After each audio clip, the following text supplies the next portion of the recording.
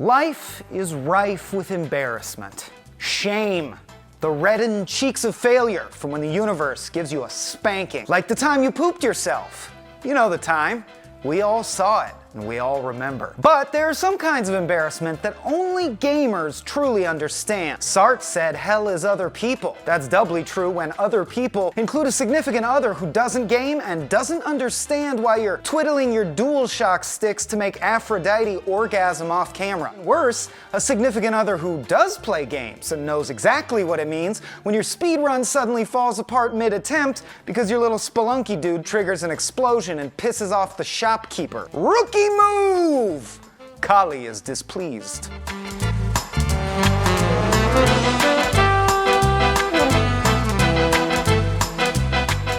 Interactive entertainment aficionados know that there's a very real difference between slogging through actual chores like doing dishes, laundry, raking leaves, what have you, and doing the exact same things in a video game like Animal Crossing, Harvest Moon, or The Sims. When I rake real leaves, nothing pops out of them that I can pick up to instantly improve myself. I am no closer to any kind of commemorative badge or perk when I do non-virtual laundry. I mean, other than clean clothes, I guess. But I have to move way more parts of my body than just my thumbs, so you can see the bind I'm in.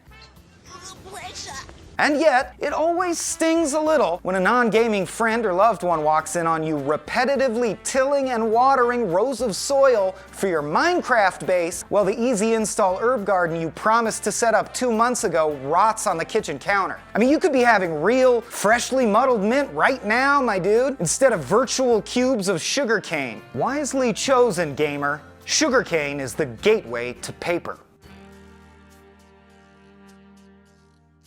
If you're patient enough to enjoy virtual lawn care, you probably also don't mind pouring nights and weekends into games that require extreme commitment to their play loop. Games like Diablo, World of Warcraft, Borderlands, Destiny, and The Division hope you really like the moment-to-moment feeling of playing them, because to get endgame gear and content, you're going to be doing a lot of that. Or microtransacting, but that's a whole other video. Even if your grind is honest, if your roommate or significant other's understanding of video games comes primarily from platformers, Call of Duty campaigns, and movies about video games, it can be tough to justify why you're killing the sanctified mind again in the Black Garden, which is a location you played through already when you were killing the Soul Progeny the first time around. Just remember, the grind is how you show the game that you love it. Your roommate doesn't have to get it. They just need to give you the room and show proper deference when you finally catch a Phoebus.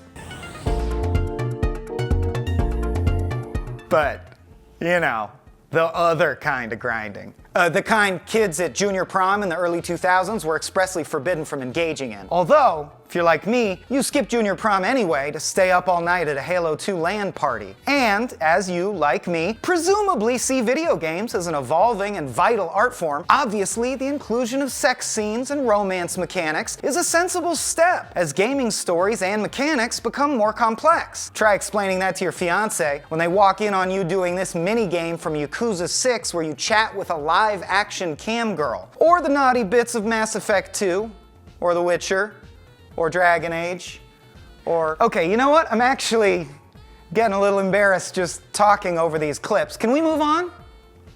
My producer says no, we cannot. Okay, I'll be connecting with HR later about that. Anyway, don't even get me started on anime RPGs. To someone with no context, Fire Emblem Three Houses is just a dating simulator about tea parties and making all your crushes refer to you as Professor. Speaking of Mass Effect 2, a game full of aliens and lasers, here's a part of the game that is also a part of the game.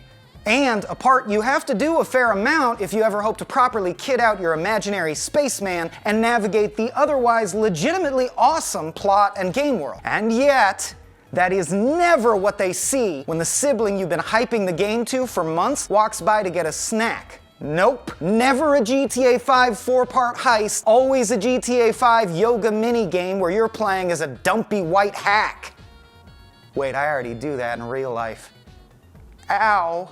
My point is, Not once have they seen you and your gang riding into the night, flames from a burning plantation streaking the sky behind you as if afraid themselves, while a charred corpse hits the wooden planks and your boot strikes stirrup. Instead, they always walk by when your horse and you unfortunately part company at a train trestle, forcing you to walk back to town and boost your horse stats back up by petting, feeding, and complimenting one repeatedly for a good 10 minutes, like you're trying to get it in the sack. I mean, I guess you didn't technically have to pet the dog.